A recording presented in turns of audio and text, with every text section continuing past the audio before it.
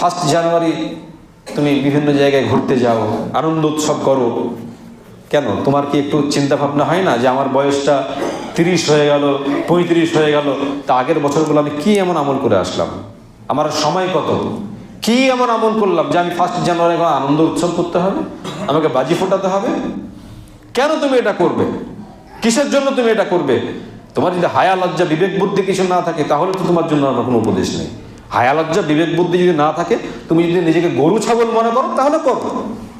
তুমি যদি মনে করো যে আমি গরু ছাগল, আমি পশু, আমার কোনো মানুষ হিসাবে আমার দুনিয়াতে কোনো কিছু দরকার নেই, আমি পশুর মতোই দুনিয়াতে যা ইচ্ছে তাই করবো, তুমি করো।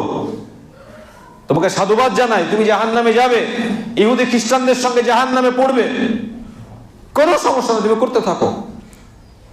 কিন্তু এই কথাও জেনে রেখো যে তুমি যখন এটা করছো আর তোমার আব্বা তোমাকে টাকা দেয়, তোমার আব্বার টাকাতে তুমি এইসব আনন্দোৎসবগুলো উল্লাসগুলো করে বেড়াও, তা তোমার আব্বা নামাজি হয় কিয়ামতের দিনে পরিত্রাণ পাবে না।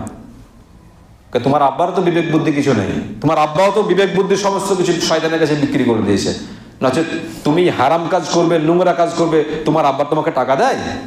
তুমি গান বাজিয়ে বেড়াবে, ফিস্ট করবে, তুমি নাচ গান করবে, মদ পান করবে, আর তোমার আব্বার কাছ থেকে তুমি টাকা নিয়ে যাও, তোমার আব্বা নামাজি লোক, তো তোমার আব্বাও তো কিয়ামতের দিনে তোমার সঙ্গেই থাকবে।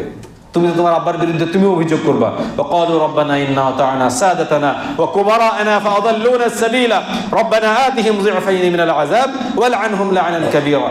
যখন তুমি এই সব অন্যায় কাজ করার জন্য জাহান্নামের দিকে তোমাকে ঠেলে দেওয়া হবে, তখন বলবে, হে আল্লাহ, আমি তো বড়দের আনুগত্য করেছি, আমি পিতামাতার আনুগত্য করেছি, আমার আব্বা মা যদি এ থেকে নিষেধ করতো তাহলে তো আমি এগুলো করতাম না, আমার আব্বা মা তো আমাকে টাকা দিয়েছিল, আমার আব্বা মা তো আমাকে অমুক জায়গায় পাঠিয়েছিল, অতএব হে আল্লাহ, রব্বানা আতিহিম যি'ফাইন মিনাল আযাব, ওদেরকে ডবল শাস্তি দাও, ওয়াল'আনহুম লা'নান কাবীরা, মহা অভিসম্পদ করো। তোমার তো কেক খেয়ে পেট ভরে না, তোমাকে কেক খেতে হবে 25শে ডিসেম্বর, তা খুব ভালোভাবে কেক খাও, কত কেক খেয়েছো কিয়ামতের দিনে সব ডিটেলস হিসাব হবে, আর খ্রিস্টানদের সঙ্গে এক জাহান্নামে ধাক্কা মেরে ফেলা হবে। তোমার কেক খেয়ে পেট ভরে না, এতই পেটুক তুমি যে 25শে ডিসেম্বর তোমাকে কেক খেতে হবে। তুমি জানো না যে 25শে ডিসেম্বর খ্রিস্টানরা এই দিনটা বড়দিন হিসেবে পালন করে? কেন তুমি জানো? তারা নাকি এটা ধারণা করে যে ঈসা আলাইহিস সালাতু ওয়াস সালামকে আল্লাহ তাআলা এই দিন জন্ম দিয়েছেন, আর এই দিন নাকি ঈসা আলাইহিস সালাতু ওয়াস সালাম এসেছেন। নাউযুবিল্লাহ। তোমাদের হায়া লজ্জা কোনো কিছুই নেই। ইহুদি খ্রিস্টানরা পালন করবে, ঠিক আছে, তারা করুক, সমস্যা কোথায়? তারা পালন করবে, তারা পালন করে তারা আপন তাদের হিসাব দেবে, তারা জাহান্নামে যাবে। আরে আমরা মুসলমানের বাচ্চা, এখানে কেন মাথা ঢোকাবো? তুমি মুহাম্মদ রাসূলুল্লাহ সাল্লাল্লাহু আলাইহি ওয়াসাল্লামের উম্মত বলো, আল্লাহ তাআলার দরবারে এসে মাথা নত করো, আবার 25শে ডিসেম্বর তুমি পালন করো।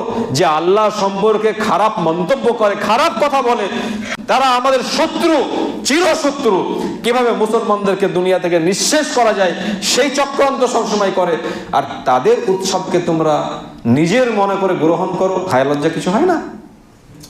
আবার 31st নাইটে বাজি ফোটাবে, ফিস্ট করবে, বিভিন্ন জায়গায় ঘুরতে যাবে, আনন্দ উৎসব করবে। তোমার কি হায়া লজ্জা কিছু নেই? তুমি ইহুদি খ্রিস্টান হয়ে গেছো? যদি ইহুদি খ্রিস্টান হয়ে যাও, তাহলে তোমার জন্য আমার আর কি উপদেশ আছে? হও, তুমি জাহান্নামে যাবে ইহুদি খ্রিস্টানদের সঙ্গে। কি আর বলবো তোমাদেরকে? মুহাম্মদ রাসূলুল্লাহ সাল্লাল্লাহু আলাইহি ওয়াসাল্লাম তো বলেই দিয়েছেন, মান তাশাব্বাহা বিকওমিন ফাহুয়া মিনহুম। যে ব্যক্তি যে গোষ্ঠীর অনুসরণ করবে, তার সঙ্গেই তার হাসর হবে। অতএব তুমি মুহাম্মদ রাসূলুল্লাহ সাল্লাল্লাহু আলাইহি ওয়াসাল্লামের উম্মত বলেও কিয়ামতের দিনে তোমার কোনো পার নেই। কিয়ামতের দিনে তুমি বাঁচতে পারবে না। নিশ্চিতভাবে ওই ইহুদি খ্রিস্টানদের সঙ্গেই তোমার হাসর হবে, তাদের সঙ্গেই তোমাকে উঠতে হবে।